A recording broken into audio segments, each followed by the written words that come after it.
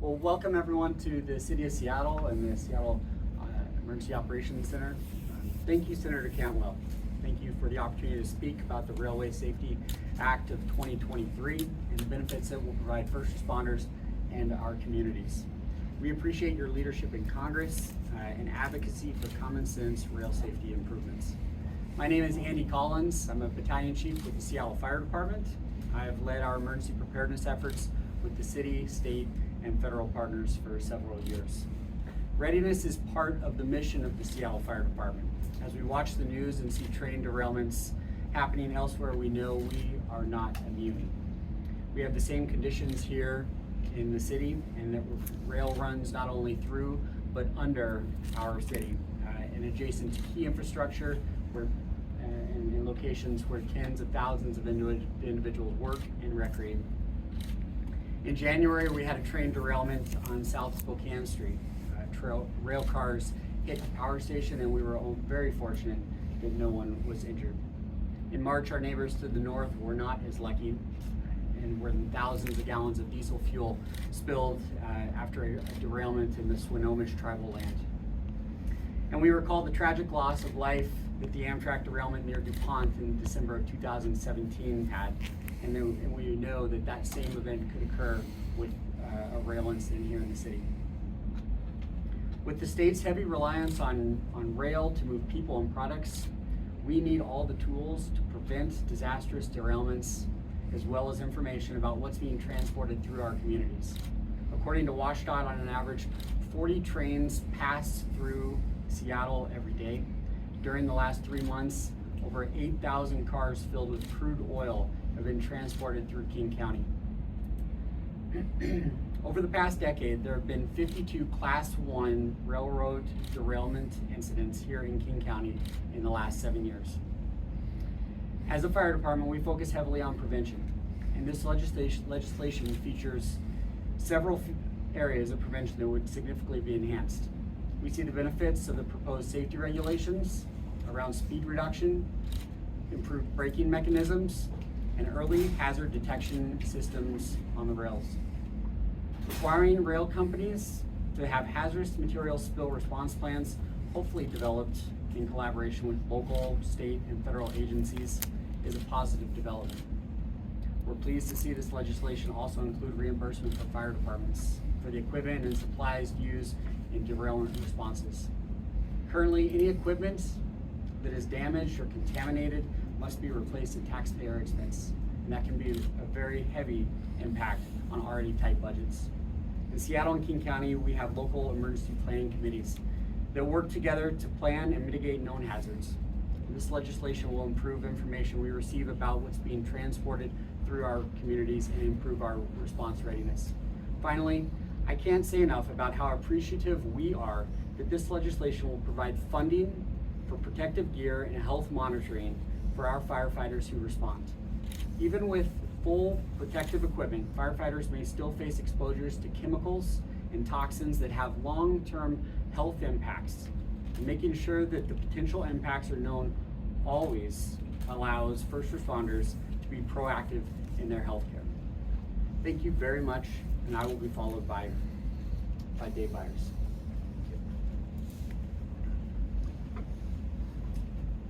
Good afternoon. I'm David Byers with the Washington State Department of Ecology, and I manage spill response with statewide responsibility for the agency. I'd like to thank Senator Cantwell for the opportunity to speak in behalf of this legislation.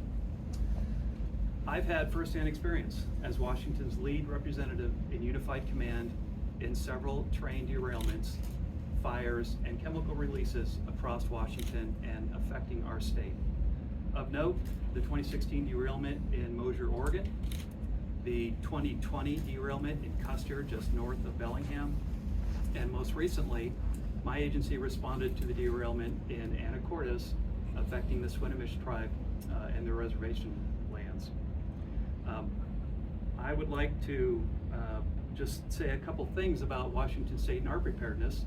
Our legislature has leaned forward in several key areas, advancing rail safety legislation where we've been able to affect it.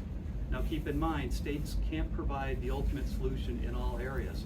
States in many areas of legislation are preempted by federal legislation, and it takes an act of Congress to solve some of the critical safety issues that are addressed in this bill to provide additional safety for our community members. This legislation addresses key gaps in some pretty important areas that I'd like to point out. One is the advance notice of hazardous materials passing through local communities. This will allow local communities to be prepared for the hazards that are passing through their neighborhoods and presenting safety risks for them. It provides hazardous materials training, standardized training for firefighters across and first responders across the areas of Washington State. That's important, and I've seen firsthand how that paid off. We were fortunate in our Custer derailment in 2020 that the fire departments and agencies responding to that event were very prepared. They had all been through standardized training. We were all speaking the same language on scene, and we were using the same tactics to fight the fire and address the crude oil spill that happened there. That was critical to the safety of both the first responders and the citizens that live in the area. The last area I'd like to touch on that will benefit the citizens of Washington State is safer tank cars. The tougher cars mean when derailments happen, fewer toxins and chemicals are released, fewer fires happen, and our community is more safe. I'd like to now turn to Will Bedodi from the Yakima Nation and just point out that Will was my response partner in Unified Command during the 2016 Mosier crude oil train derailment. So Will has some very good experience that he can offer with you as well.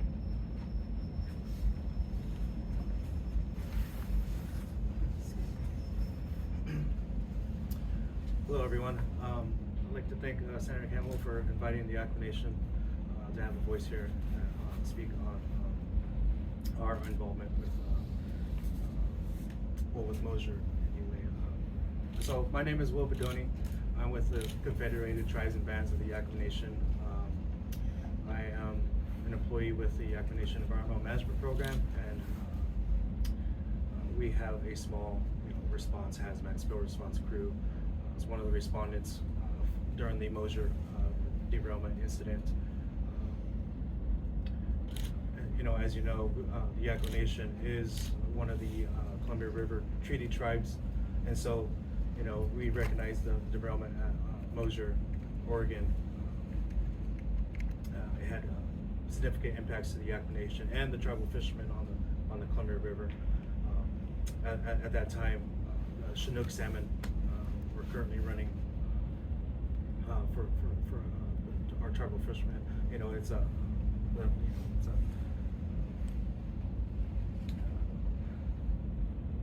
I'm sorry, guys,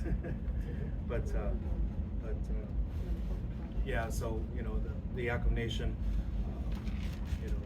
all along the Columbia River, we have cultural significance. Not only just cultural, but natural resources. Our people hunt, gather, and fish.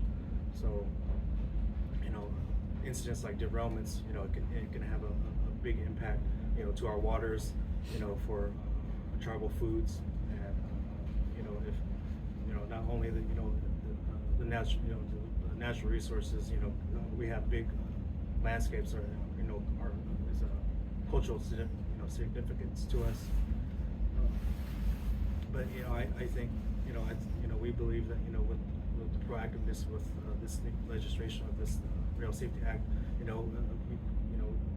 think improvements to response plans, operation and maintenance, treating other hazardous components, by rail, will bring safety, just improvement on transportation of hazardous materials. Yeah, thank you. See, Pasco Mayor Blanche Barajas will follow me.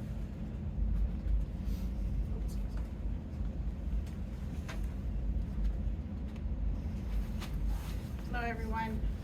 Thank you, Senator, for allowing our small town to be part of this conversation. We do have some highlights that we want to bring out. My name is Blanche Barajas, Mayor for the City of Pasco, and we are very supportive of this act.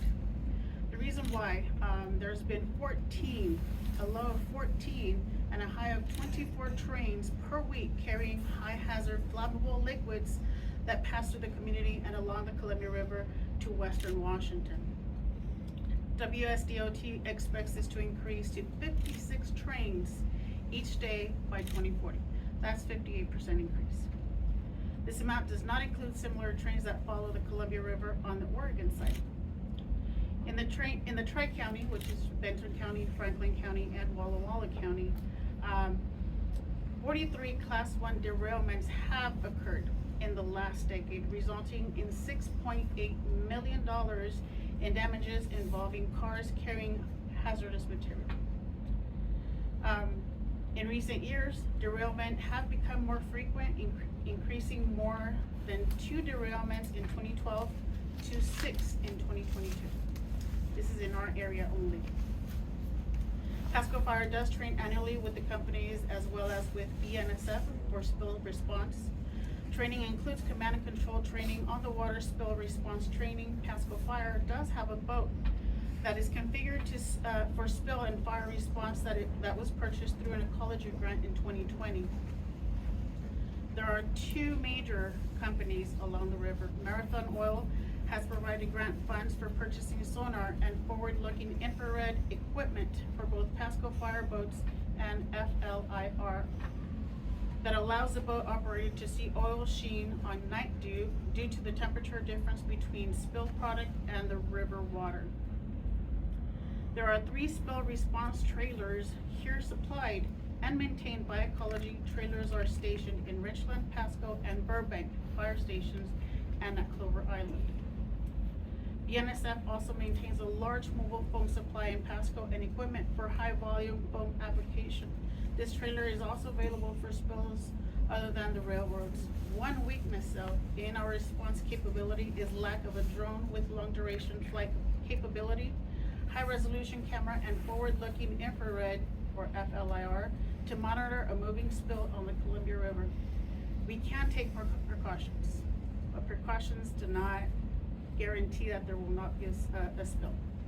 This is the reason why we're supportive of this safety act and benefit our neighboring Yakima and the Tri-County, Walla Walla, Benton, and Franklin counties. Thank you again.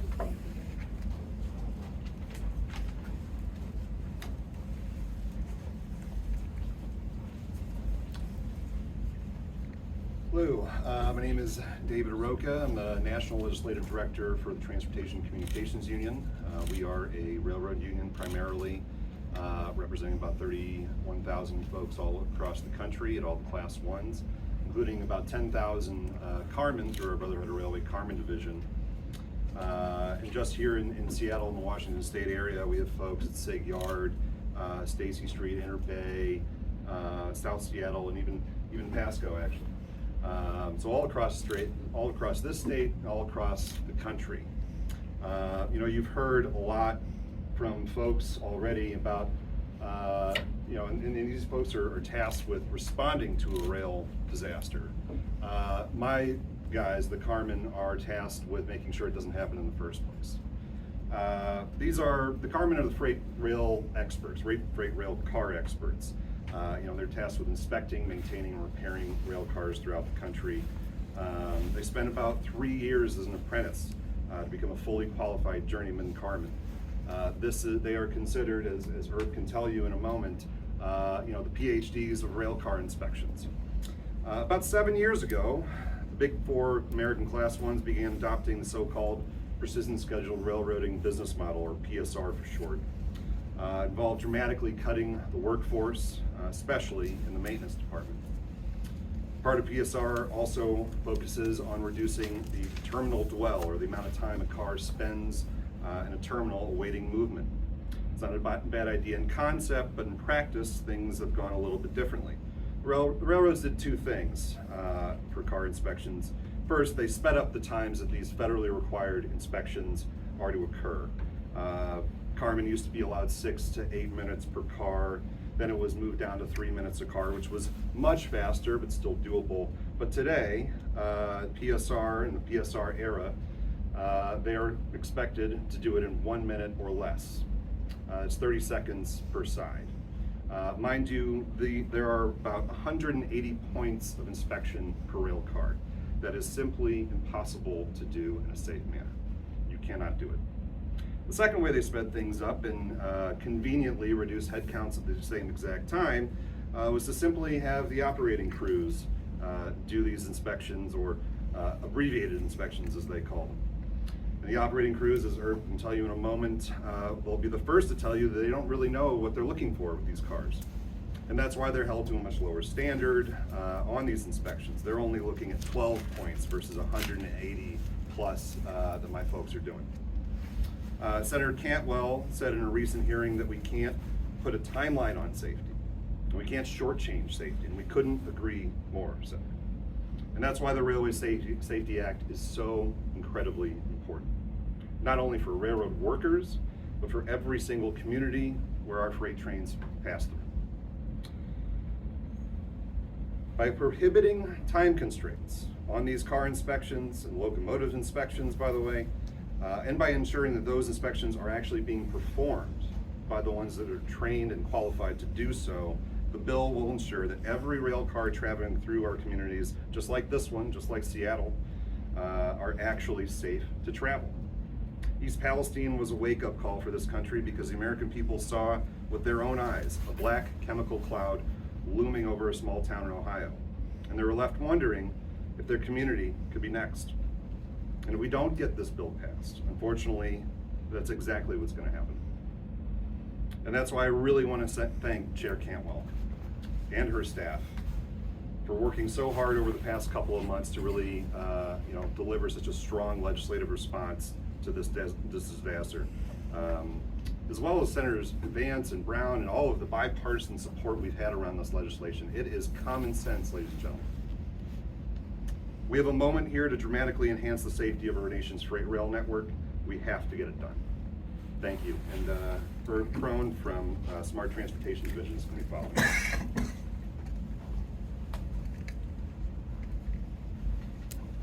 Thank you, Dave. Good morning, everyone. I'm Herb Crone. I'm a conductor, a brake person, a switch person, and I'm also the elected state director for Smart Transportation Union, formerly known as United Transportation Union. We're the largest union of railroad operating employees in the United States. And on behalf of our General President, Joe Sellers, and our Transportation President, Jeremy Ferguson, and most importantly, for all the railroad operating workers in our nation from all crafts, we want to express our extreme gratitude and appreciation to Senator Maria Cantwell for leading the effort to pass S-576, the Rail Safety Act of 2023. This critical legislation will require trains in our nation to be operated by a crew consisting of no less than 2 persons, including a federally qualified and licensed conductor and an engineer. There should be no less than 2 persons on a crew, be it a plane, a train, or a ship. Over the last several decades, the Class 1 railroads in this country have eliminated staffing in every area of their operations, including track maintenance, signaling, rail car and locomotive maintenance, and train crews. That's one of the reasons why the incident in Mosier, Oregon occurred. And this is all being done to lower operating costs and maximize the income to profit ratios, all at the expense of public safety and Wall Street interests that have demanded increasing operating austerity cuts, and they call this austerity programs precision scheduled railroading. Make no mistake, that's what this is. These have resulted in record railroad carrier profits, raising the rates on and expense of shippers, reducing service, and higher costs for all Americans for any number of consumer products and goods.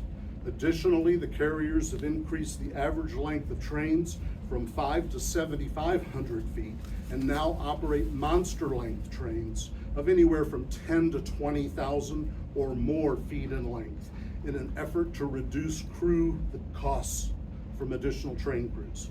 Our nation's railroad system is not designed to handle trains of such enormous length. When a monster train is stopped en route, it can block crossings in our cities and towns for 2 to 4 miles for more than hours at a time, impeding the ability of emergency services to reach residents in dire need of emergency medical assistance, residents whose homes may be on fire or have an immediate life or death need for police response. Conductors and brake persons who crew our trains are the first responders when something goes wrong involving the movement of a train. We provide cross-checking with the engineer that would be non-existent without us. Even at slow speeds, a lot of things are going on in the cab of a locomotive, especially depending on where you are and how congested the area is. The corridor between Seattle and Portland is one of the most congested in the United States. And it is important that you have the cross-checking of having additional crew members on board that train to make sure that safety is being addressed carefully. Conductors are the managers of the trains.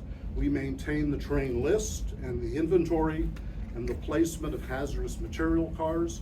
We maintain manifests that we give to emergency responders if something goes wrong. We pick up and set out cars, and we do cursory inspections of the cars that we add to the train. And my predecessor is absolutely correct. Railroad train crews, we're trained to inspect for about 12 issues on a rail car, not 180. And we are not qualified to do the detailed inspections that are necessary to prevent defects that could cause serious accidents en route. In Whatcom County in 2020, a number of acts of sabotage occurred in an attempt to interfere with unit oil trains. In December of that year, such a dastardly act resulted in an oil train derailment, explosion, and fire near Custer, Washington. Because that train crew included both an engineer, a conductor, and a brake person, who were all experienced, they were able to quickly respond and cut away uninvolved loaded oil train cars from the scene of the fire from both ends of the derailment, significantly reducing the severity of the disaster. In 2013 in Castleton, North Dakota, 2 trains passing each other, one was an oil train, derailed, causing a fire and explosion. Because you had additional crew members on that second train, they too got involved and removed uninvolved oil cars that were loads away from that fire, significantly reducing the impact of that fire. That was actually cited, I believe, in the NTSB report. Several years ago, a northbound train in the area of Whatcom County struck an individual who was foul of the tracks. Because the head-end structure of a locomotive, it impedes the ability of the engineer to see the other side. And because the conductor was there and saw what happened, the conductor stopped the train because he saw the person get hit and went out and rendered first aid and saved the person's life. The movement of trains involve an enormous amount of weight and momentum, even more so for these monster trains, and conductors and brake persons are the critical, because we're the ones who have to disembark as soon as the train stops and find out why the train stopped. Go back and determine the nature of the problem, or determine and communicate the nature of the incident to the engineer who has a much more powerful radio to be able to reach emergency responders, be it a derailment, a fire, or injured persons. Handheld radios just don't do that. We need the ability to communicate with dispatchers and emergency services with those more powerful radios with someone on board. When a train stops due to an unexpected application of the brake system, the conductor and brake persons, if they even have a brake person, immediately begin walking back to determine the cause of the problem. It can take a crew member 90 to 180 minutes to walk back along a train to determine why that train went into emergency. That's a long time. And if there's a leak of hazardous materials, or God forbid, an inhalation substance leak, it could result in the loss of an enormous number of human lives. In 2020, our Washington State Legislature passed the most stringent train crew size law in the nation that requires no less than 2 persons and gives the state UTC the authority to add additional crew members when it deems it's necessary in the interest of reduced risk. The Rail Safety Act that Senator Cantwell is fighting for will require the establishment of train length limits. The last time Congress considered this issue was in the 1930s, when the average length of a train was 3,500 feet. Our nation's railroads were enormously profitable, running trains that didn't exceed 7,500 to 8,000 feet just a few years ago. The risk to public safety isn't worth it. America's railroad industry was at one time overregulated. However, since the enactment of the Staggers Act in 1980, our nation's railroads have become extremely profitable, beyond the wildest imagination of investors. However, we have seen a steady decline in regulatory safety oversight, and operational public safety has been diminished significantly because of the absence of effective governmental regulatory oversight. The rail carriers have been allowed to self-regulate to a degree never before in the history of America's rail system. And all of this with safety taking a backseat to profits. Senator Cantwell is leading the effort to change this, to prevent a Palestine or a Lac-Mégantic type of train disaster. In Lac-Mégantic, a train was operating with 1 single crew person. That disaster in 2013 in Quebec killed 47 people and wiped out an entire town. We applaud your efforts, Senator Cantwell. And as the crew members who operate our nation's trains, we stand together with you in your efforts to restore a balance of effective, rational safety oversight over our nation's railroad industry, and ensure that trains are staffed by adequate numbers of qualified, experienced crew members who are able to effectively respond to any incident.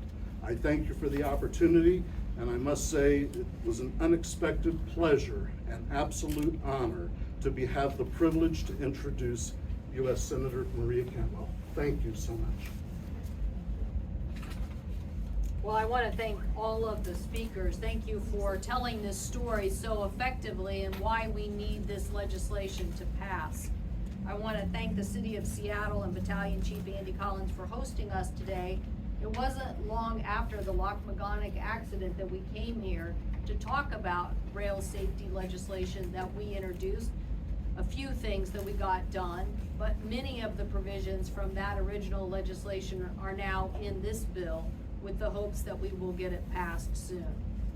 We're here because we finally have a strong bipartisan effort that could help us prevent disasters in the future, and we want to see it on the Senate floor.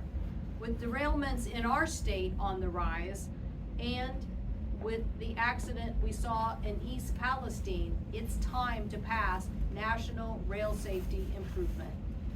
This rail bill that is awaiting action, I think in the next few weeks, does 3 important things.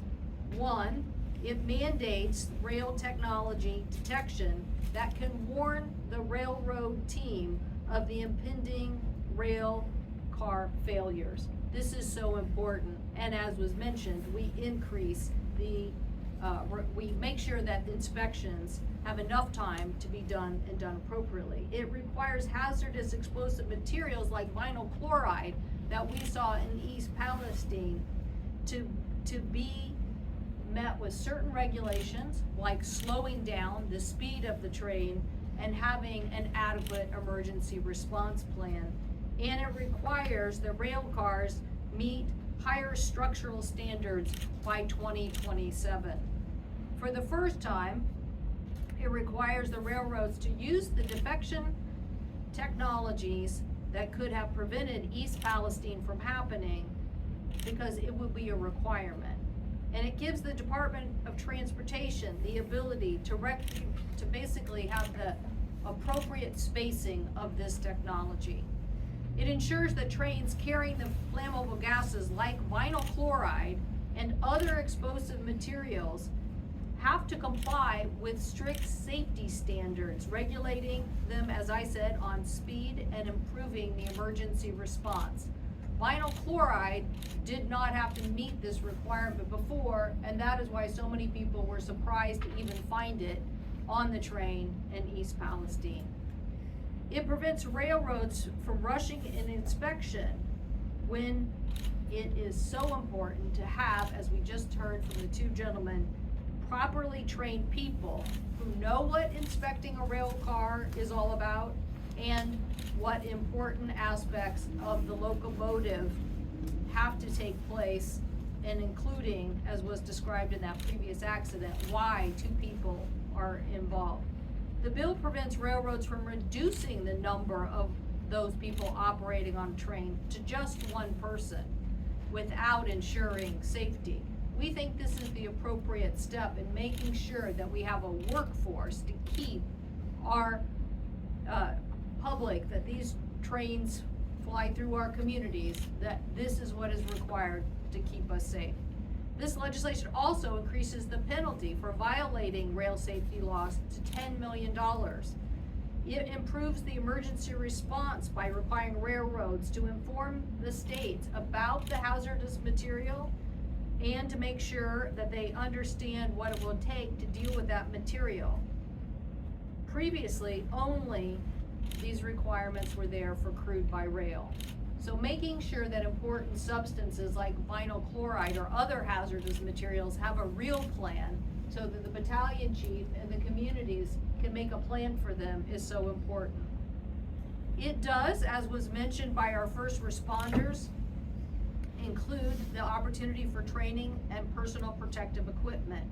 It allows DOT to quickly reimburse responders who respond to hazardous materials derailment, something we saw in East Palestine, or any time that we have an emergency accident here. Sometimes there are issues about whether people are going to be reimbursed, and we want people, when they're dealing with a hazard, to know that help is on the way.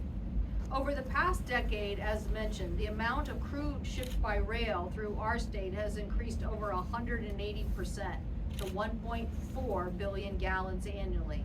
And at the same time, Class 1 train derailments in the state of Washington have doubled. Rail transport needs to be safer, our trains need to be safer, and they need to be safer in our population centers like here in Seattle and Tacoma, but also in places like Pasco or Yakima. Even if a train isn't carrying crude oil, derailments still have the potential to cause harm. For instance, in March, a BNSF train derailed on Swinomish Reservation along Padilla Bay waterfront and spilled over 3,000 gallons of fuel just a few yards away from a sensitive aquatic system. I think in this case, it was the locomotive, is that right? So they didn't even have to be transporting oil, just the accident of the train itself could expose a community, and in this case, a very special part of our state, to having gallons of fuel into a sensitive aqua ecosystem. Rail transportation is critical to our state, and we need to continue to do everything we can to make sure an East Palestine incident doesn't happen here in Washington. We know that we can't just rely on the railroads to voluntarily do this. We need to make our communities safe by passing the Railway Safety Act and making sure that safety is mandatory, and making sure that we have learned our lessons and improved the transport of this material. Thank you all very much. I'll be happy to answer any questions. I have a question of Herb. Yep. If I have you go back up there.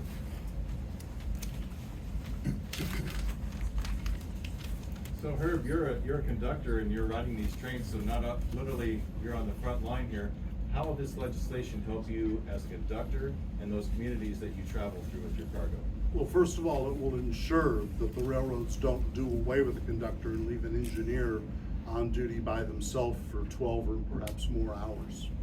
That's the first aspect of it. The second thing that it will do is that it's going to compel the Federal Railroad Administration or the Department of Transportation to examine train length and to reduce the length of trains.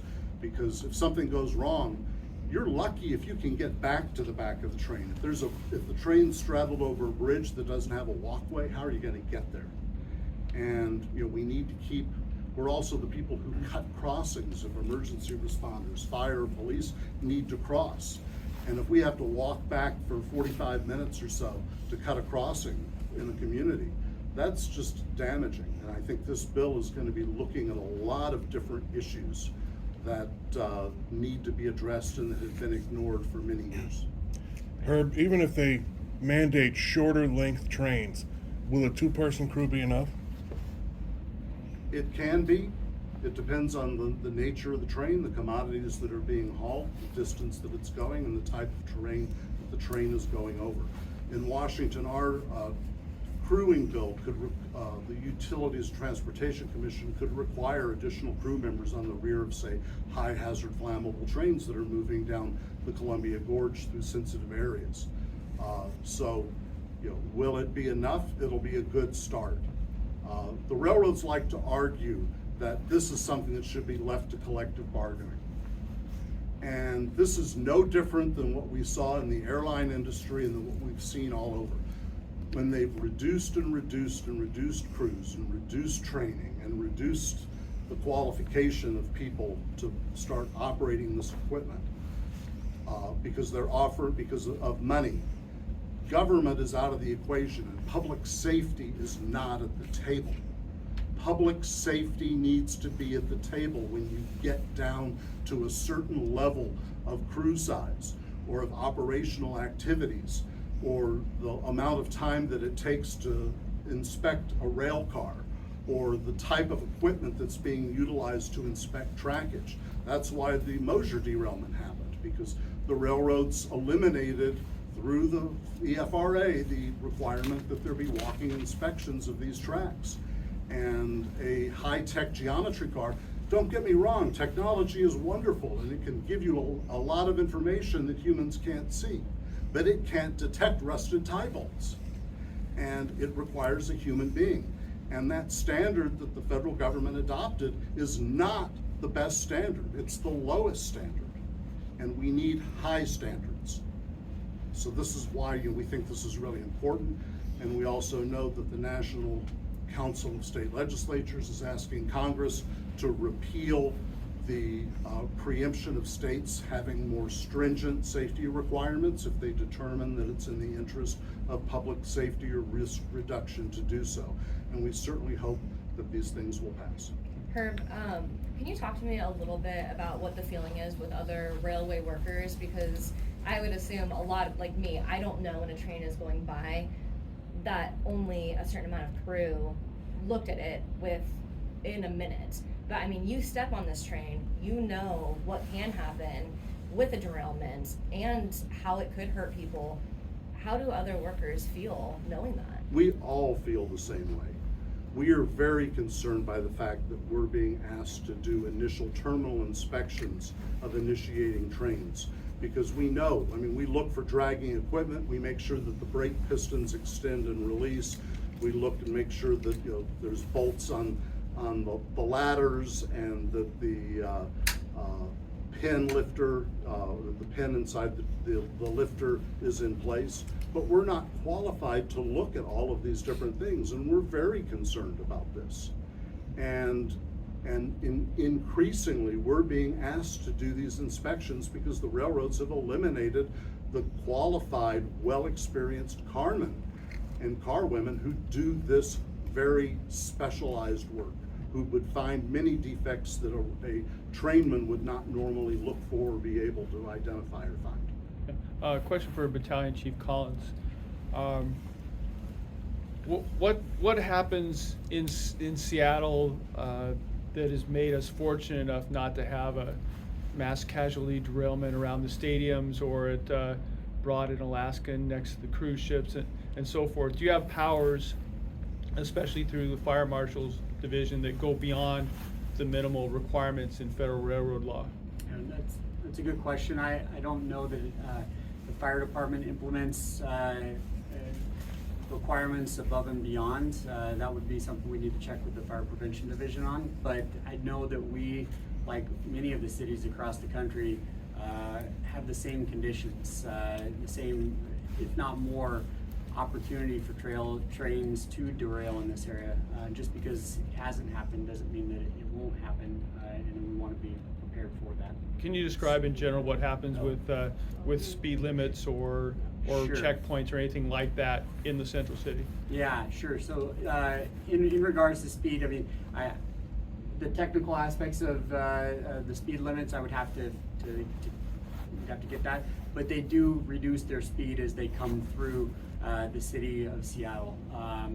They increase speed as they move past built-up areas, and that's still an area, north near Golden Gardens is a less populated area with personnel, but it also adds considerable challenges for a response if it were to happen in that area if trains were operating at a higher speed. So there's aspects of response that need to be considered in low speed as well as higher speed areas.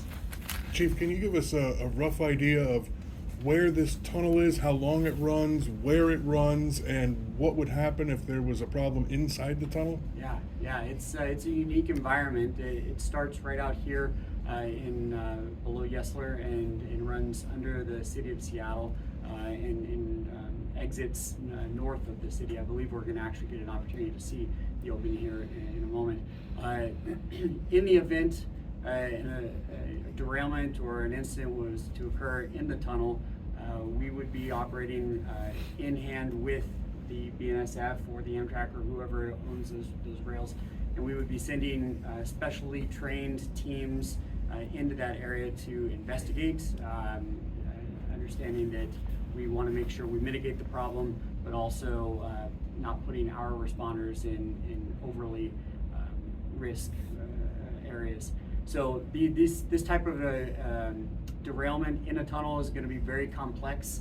It could have hazardous materials components to it, as well as mass casualty incident components to it, technical rescue incident, and fire. So quite a complex incident.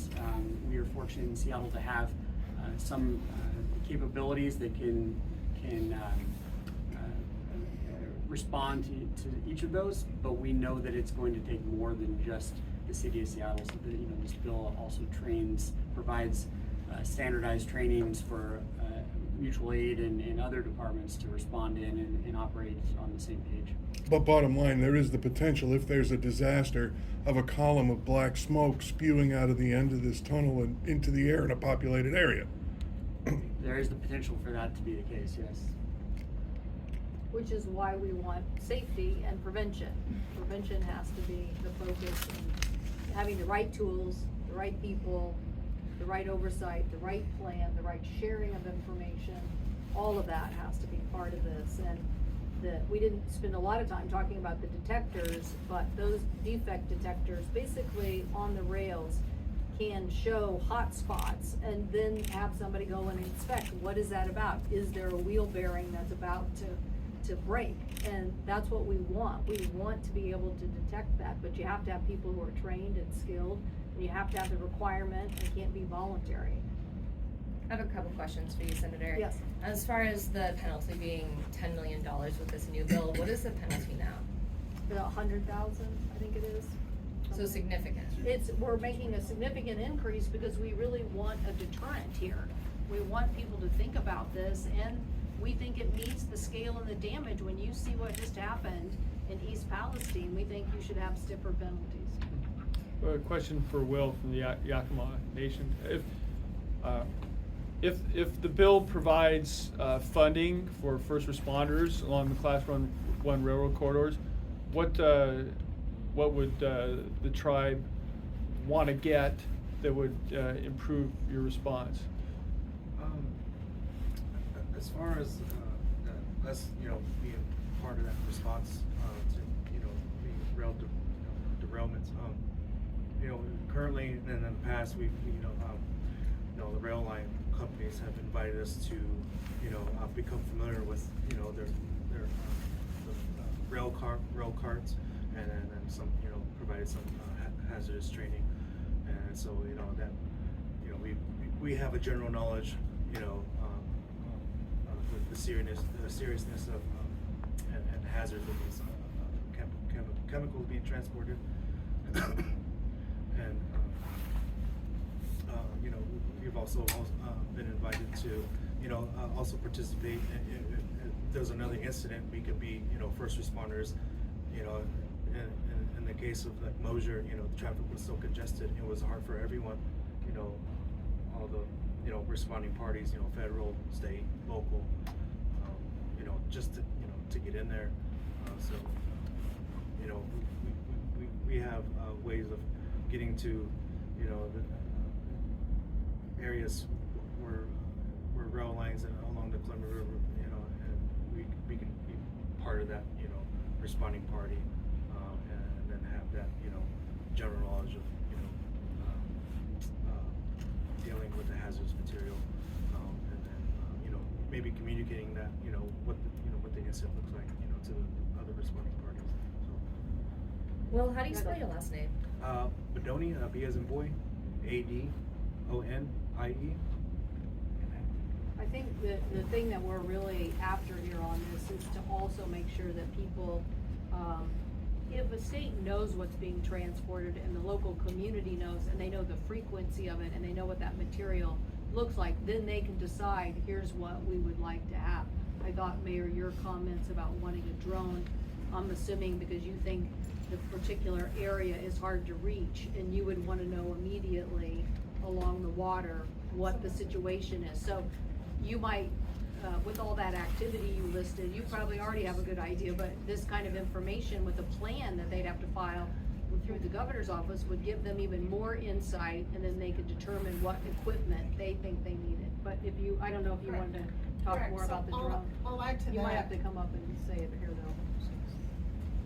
I thought I could speak loud enough. Yeah. I'll add to that, and thank you for bringing that up. Yes, so for our particular region, better equipment so that we're better prepared to foresee and plan what the plan of action should be or can be, to again prevent casualties, to prevent or the extension of the spillage, if that was the incident.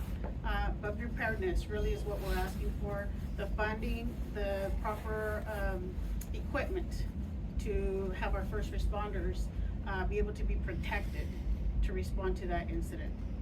Is there any thought of what could happen if everybody knows a hazardous materials on a train, that it would be used for more nefarious purposes? Yeah, so this has protections where this is private information, it's just that it has to be through the governor's office and then communicated only on that basis. So no other people couldn't find that out.